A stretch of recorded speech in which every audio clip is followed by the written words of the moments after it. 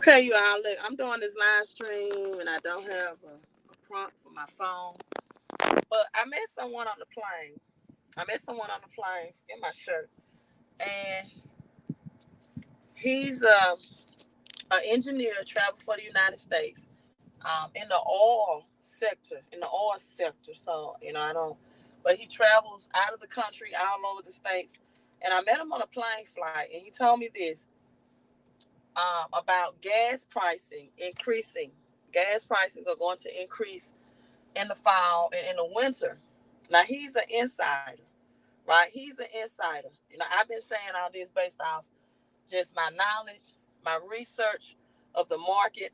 And so he told me, he said, let me show you how the government play a game. So this is my small Starbucks cup. This is just an empty small Starbucks cup.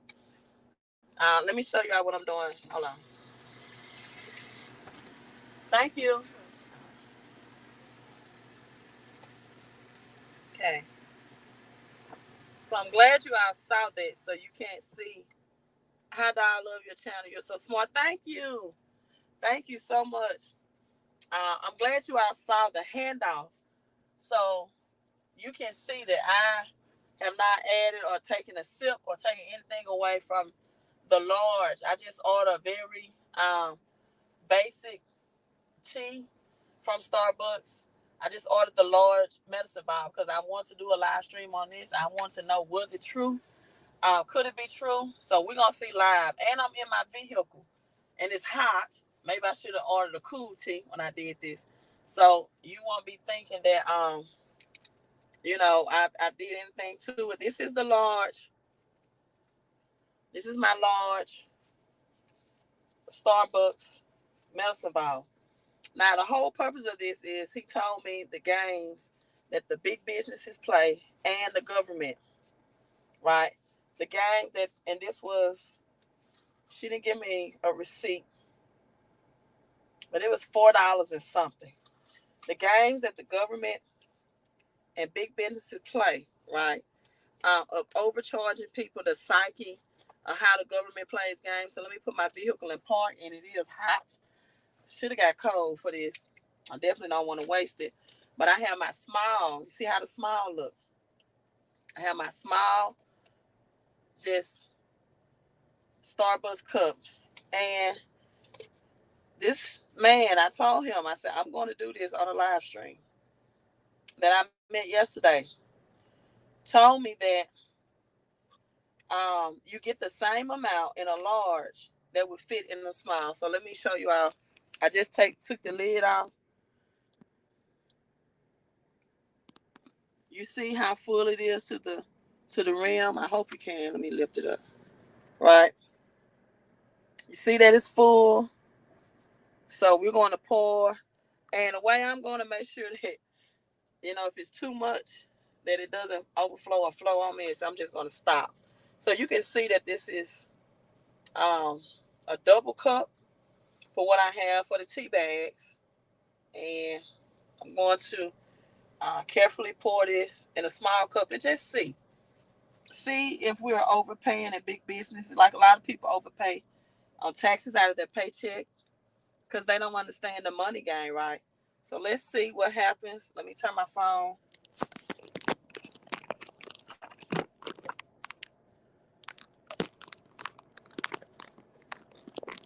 Trying to grip the phone at the same time. All right, here we go.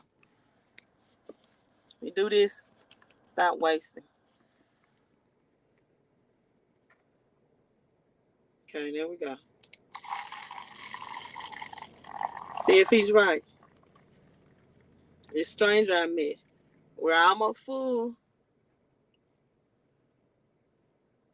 So, not just quite right. There is, I don't know if y'all can see it, with the tea bags floating. There is, but let me see how much more would be left in here. A little bit more left. But this is you can see it's not much for how this cup is shaped, tall and slim. right? This one is short. And again, I wasn't short and stout. I would say, right, it pretty much does fill the cup up. So I don't have a marker on me, but I'm gonna try to, and it's double cup, so I can't say, but if you can see my long fingernails, it's about, I would say, 1/3 left. So there is a little bit more juice and water in here. So it's not quite true. But my thing is, I'm definitely, if I would have ordered a medium, it would have definitely filled this um, small cup. Now, from what I heard, that a lot of people had got wind of this, or they started knowing about this. And what Starbucks probably started doing was filling the large cup up more, because what they started doing was going live and live streaming that you're paying for a large that's really a small, and it's just the shape and the appearance of the cups that Starbucks get you with. Because I cannot hold both of these up at the same time, but when I tell you that the small is significantly shorter than the large, I should have had way more, right, left over than that third, than that third of that seemed to be left. So again, this is my point, you all. People overpay for things in big businesses all the time, and they think they're getting quality services. People overpay in their paychecks and taxes. Small businesses overpay in taxes because they don't have a financial education. Sometimes people call it financial literacy. I don't think financial literacy and financial education are the same, because to me, financial literacy is broken down like this. Literacy is, as it says, literacy, literate, the origin and definition of words and language. It's the literacy, such as knowing the difference between what an asset is and what a liability is. Shrink inflation, that's good, right? Knowing the difference between what an asset and a liability, that's literacy to me. Knowing the difference between income and revenue, that's literacy to me. Knowing ROI, return on your investment, that is literacy to me. Now, after you know, for example, the literacy that an asset is anything that puts money into your pocket, and a liability is anything that takes money out of your pocket. Now it's time to bring in the education, because now you know the definition. Assets feed you. You can either grow assets through equity investing or through cash flow. Finding assets that cash flow for some can be the hardest asset to find. The number one most inexpensive asset that will cash flow for you.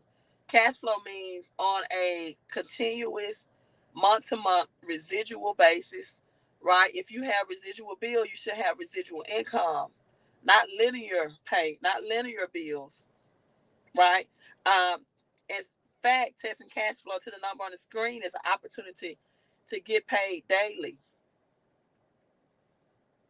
You know, it is hard to fight inflation, and it's hard to stop living paycheck to paycheck, or it's hard to stop living where you're not financially free when you only get paid once a month or once a week or bi-weekly, right? And so getting paid daily pay keeps recession away, and most people don't know that there's opportunities for them to get not only residual paid, I mean, you get paid not through just your works, but the efforts and work and collaboration of other people. See, people, when it comes to this economy, slow and steady does not win the race. And most people say things like, I'm a self-made millionaire. Hello, Patrice. Hey, Patrice. They say things like, I'm a self-made millionaire. There's no such thing as a self-made millionaire. You have a team of people. You have a collaboration. You have great lawyers for your legal protection if you are a millionaire, because you want to protect your money, or if you're a decamillionaire or multimillionaire, you have a great CPA, you have a great tax consultant. Um, if you're married, you have your spouse helping either with the income or helping raise the children if you have children. There's no such thing as self-made. There's no such thing as a self-made millionaire. You have a team of experts. And what most middle class people don't have around them, and the poor working class do not have, or I could just say the working class, is people around them that know more than they know about their money, so they can maximize and multiply the money that they're already making. For example, if you have bad credit, right, people change for two reasons, either pain or pleasure. And if you have bad credit, this is the painful part. You cannot have, every time you make a purchase, you have to use your own cash. If you don't have cash on hand, you can't make a purchase with bad credit. You can't get rewards points. You can't, I call that passive income, by simply changing the way you spend your money versus using a debit card that gives you nothing in return, but using cashback rewards credit cards. That's a passive income stream that a lot of people miss out on because they have bad credit. You can't leverage and use other people's money when you have bad credit to get assets. Again, financial literacy, assets are things that put money into your pocket. They feed you. Liabilities are things that take money out of your pockets. They starve you. Most people have things that depreciate in value. You want to know how valuable the things that you own are worth? Have a garage sale. The public will let you know. That Louis Vuitton purse that you may thought was an asset, put it out for a garage sale and see how much you get offered for it. That luxury vehicle that depreciates in value. Every time you get in it and crank it up. Put it on the market for sale as a used vehicle. See how much you get for it in value. Do you get more for it than what you paid? One of the things about me purchasing this Jeep, for example, I know Jeeps hold their value. And I don't know how fast it will sell in this economy with the government raising interest rates on used vehicles, right? But they hold their value. I also, side note, the government is having another meeting this week to raise the interest points as well, which means it's going to get more and more expensive to use and utilize credit, which means the working class and the middle class are about to be wiped out of the opportunity to use cheap debts to even invest in assets. In fact, it's going to be more expensive October the 1st to even use credit or to even file bankruptcy. October 1st to even file bankruptcy, because right now it's 5.2% to file bankruptcy. If you have to get anything refinanced, such as a vehicle, credit card debt, etc., that interest rate is locked in at 5.2%. October 1st is going to be 7%. They're raising that as well. Now, if you're saying, well, Queen, I have a 9, 10, 11, 12% on my vehicle right now, so 7% will be good. That's not a good thing. That's not a good thing. In fact, the cash flow opportunity, it teaches people about taxes, minimizing bad debt, and help them build their credit score all at the same time. And help them get additional income while they're doing it. I call it the 4 moves you need to make. If you really, anyone can get rich starting from anywhere. The thing is, will you have the mindset and the action to value an opportunity that gives you that option to do that? In fact, people hate their taxes so bad that they lie on their tax return. People hate taxes so much they lie on their tax return. They take a chance of being audited, and taking a chance of the government garnishing them or seizing property, instead of just doing it the financial education way right? And not remain to be financially illiterate and connect with the home-based business opportunity that can take care of the 4 moves they need to make to get on the road to being rich. Now, you may say, Queen, I don't want to be rich. Then that's okay. I'm not talking to you. I'm talking to people that want to be rich and want to pay less taxes, who want to get the most out of all the hours that they put into a job and not get hit so hard by taxes when you see FICA coming out of your taxes, your taxable income. I'm talking to small business owner who want to get more tax deductions and want to utilize more tax deductions legally, morally, ethically, so they're not hit by their small business franchise operating or the small business or franchise operating expenses, where they're not hit with 40 to 6% in tax rate that they owe the government. Why are they trying to keep their business afloat? I'm talking to business owners who have maybe less than perfect credit, and they know they need to get their personal credit straight so they can now start leveraging bigger trade lines and business credit. I'm talking to people that have good personal credit, and now you want to say, well, Queen, how can I improve my cash flow so I can now get approved for those larger business credit lines? Because I have a business idea or a business concept. I'm talking to people who are futuristic thinking, who know a great opportunity that's inexpensive, not just silver. I'm talking about a home-based business as well, and know that we only have a couple of 3 months left in this year that they can leverage 2022 home business tax deduction, whether they have a paycheck or a small business, whether they have a job or 1099. See, financial education is things like this. You ask most people, if you put $10,000 in the bank and at 4% interest, after 10 years, what would that look like? You know, how much money would they earn?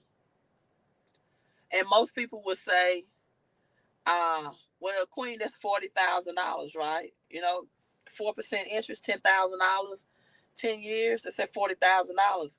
You ask the same person, see, this is financial education, right? Okay, so what if you had that same amount at double the amount of time, right? Or you extended to 20 years? They would just look at it like, oh, that's doubling my money, right? Or let's just say you ask them, what would it be like at 8% interest, right?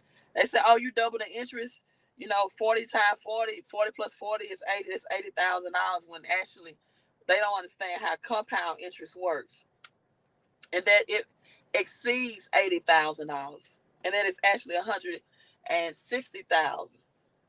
So this is the financial education that you don't get taught in schools. And guess what? It's time out to blame schools for not teaching you.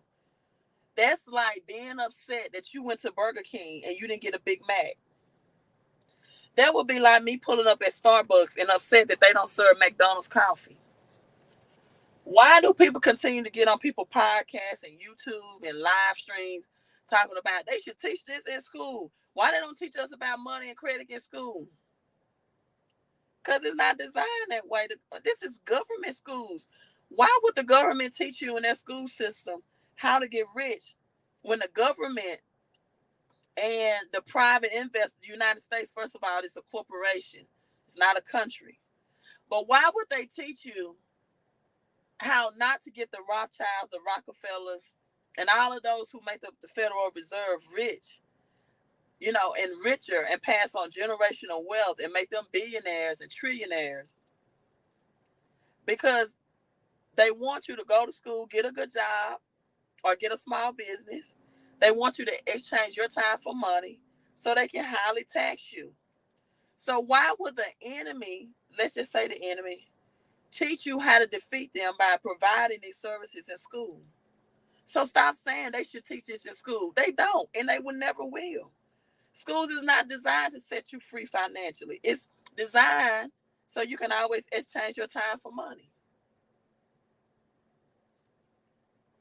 It's designed so you won't understand the power of leveraging and having residual income. It's designed so you can take pride in saying, I own my own business and I'm my own boss. Nothing wrong with that. But what happens if you get sick and you cannot work? Or you're in an accident and you're physically unable to for a certain amount of weeks or months? When you can simply tap into a business system where you're not owning a business. See, the rich and wealthy, this is some more financial education. They own nothing. They control everything. Nothing is in the rich and wealthy name. Nothing. They own nothing. They control everything. But the middle class take pride in saying, oh, that house is in my name, right? My house is in my name. Then I found out years later that I could have put it in a trust. But guess what? We just had a millionaire roundtable meeting in my home-based business last week that covered that. And some people didn't even show up for the meeting. But, that's the information you miss out on when you're not in the inner circle. You have to get you an inner circle. We learn how to put our homes in our trust name and the power of doing it. I used to have my vehicles in my name. I don't do that anymore. My vehicles are in my business's name, and I get to leverage that along with the home-based business for tax write-off. And that also helps me build larger business credit lines. The middle class, not the working class, because usually the working class don't even have the mindset to have good credit, unfortunately. But guess what? Your children look at how you handle your credit, and they look at your spending habits. It's often said about passing on generational debt or generational wealth or generational poverty.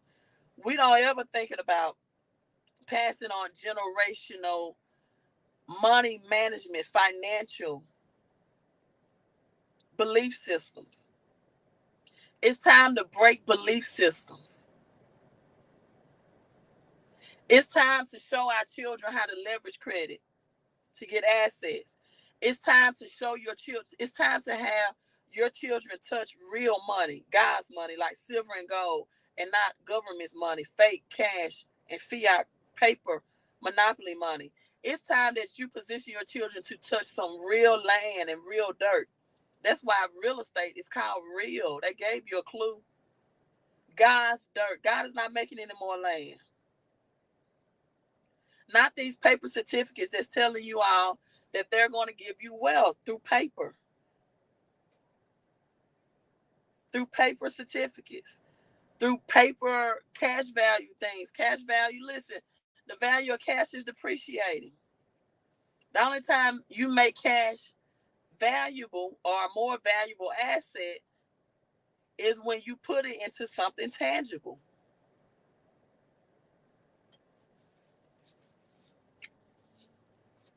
It's time out for your child when they turn 18 or having a charge off in their name because mama or daddy or both put a light bill in that child's name.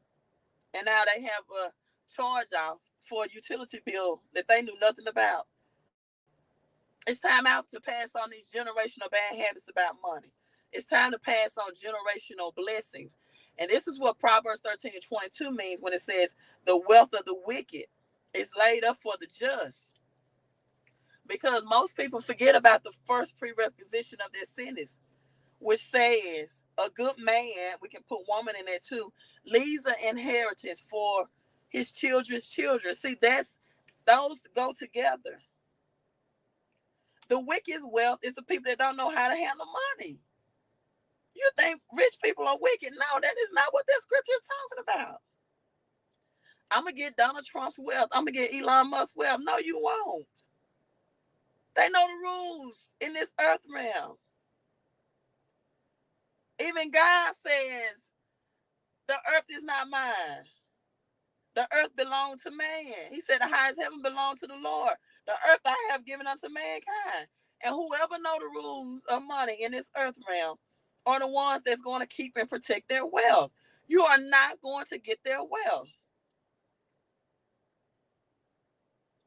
And on the side note, Lord, God, and Jesus in the Bible are not, that it don't mean the same thing. Oh, I call upon the name of the Lord. You don't, or I call upon the name of Jesus. Well, the letter J is just what, almost a little over 400 years old. Are you sure that's the name? But on another note, or I call upon the name of the God. God, Lord, and Jesus in the Bible are not the same. No, see, that's when we get into Bible literacy. People need to know financial literacy and Bible literacy. You need to break down the origins of these names in the Bible and get you a Hebrew Greek Bible that gives you the original context. In Genesis 1 and 1, it goes to in the beginning Elohim. Go Google this. The name Loelo means life, harvest. That's the feminine God in the Bible. Him is Him. That's the masculine. You all keep referring to God as him. In Genesis 1 and 1, it told you that those are gods. You look at the original meaning definition, Elohim also translates to powerful ones. If Jesus, and I know this is off topic, but I got to get it out. If Jesus came through the womb of a woman, you've been taught that Adam was not. Come on now. Wasn't Jesus better than Adam? Adam supposedly sinned. That was not a sin when they ate the apple. I can teach you about that too, but I won't. Genesis 3 and 22 tells you, now man is like us. Who do you think that us is? Made in his own image and likeness. Somebody told me once that us is the Trinity. No, it's not. You need to research when the Trinity was even first mentioned in the Bible. That us in Genesis 3 and 22 is woman and man. Women are not made in the image of man, and men are not made in the image of women. Men don't have breasts and vaginas. Women don't have penis and chest. In Genesis 11, when the gods, plural, said they're going to come down, look at the people at the Tower of Babel. Some people are too religious to be rich. Go and learn and study the Bible so you can get in prosperity. Go to the Bible and learn what true assets is. Real land, not a paper certificate that says you are owner of something that you're not. If you can't have control over what is built on the land, what's conducted on the land, if you have money and you get 8-10% return, the only thing you get is depreciating cash. Come on, y'all. Shift your mindset, shift your money. Have an opportunity for you, very inexpensive, to maximize, to increase your paycheck, to get more tax deductions if you're a small business owner or 1099, especially if you're six-figure income earner. My God, if you make $250,000 a year, the government is taking $20,000. Let's lower your taxable income so that money can come back in your household. Let's pass on good credit. Let's get good credit so you can leverage credit to get assets. The real purpose of credit. And let's get you real tangible assets. Right now, the most inexpensive asset in the world to invest in is silver. But to me, you should not be investing if you have bad credit and negative or neutral cash flow. So take care of first things first. If your credit and your cash flow is already in the positive, go to queenofcornsilver.com and get you silver at wholesale and get you some tangible assets. Because people, winter is coming. These gas prices are about to explode again. Some people are going to ask themselves, is this America? Oh, is America's probably going to start looking like a third world country? You are definitely going to need silver. Right? Silver is used for solar panels, electronic vehicles. Someone asked me, why do you think Russia went to the U, right? The UK. And he said, because they have the uranium. All God's metal, platinum, copper, silver, gold. palladium, all of that. Because we're going through a financial system reset. All right, you all, thanks for tuning in. Let me sip this medicine ball. I just want to do the experiment live. But you know, if I would have got a medium, it would have been a small for sure. It was about a third left of juice left over. So, you know, to me, it just makes sense financially. Why would you pay almost $1 more for a third of juice left over? But it's the perception. It's just like the government, they give you long and tall and skinny, you think you're getting more. That's why the government right now is playing these games psychologically with these gas prices. People think, gas, they like, gas is low. No, they playing a game. It's still around $3 a gallon. That's not high to you. You're paying over 50, but but see what they do is they pump it real high and make you think you have some relief. So $3 a gallon seems like, and then they're going to bring it right back up. That was just a beta test to see how many people, when gas hit $6, $7 a gallon in the East Coast, West Coast. That was just a beta test to see how many people would riot. That's the reason why I didn't stay that way. The real test is coming in a couple of weeks. You're welcome. Thank you all for tuning in. You all, let's prepare and be planning so you can leave an inheritance to your children's children. And if you don't have children, just do better financially anyway, because it feels better to be less stressed about money and credit. Right? The Bible says money answers all things. Thank you all for tuning in. Hit that like and share. Queen out.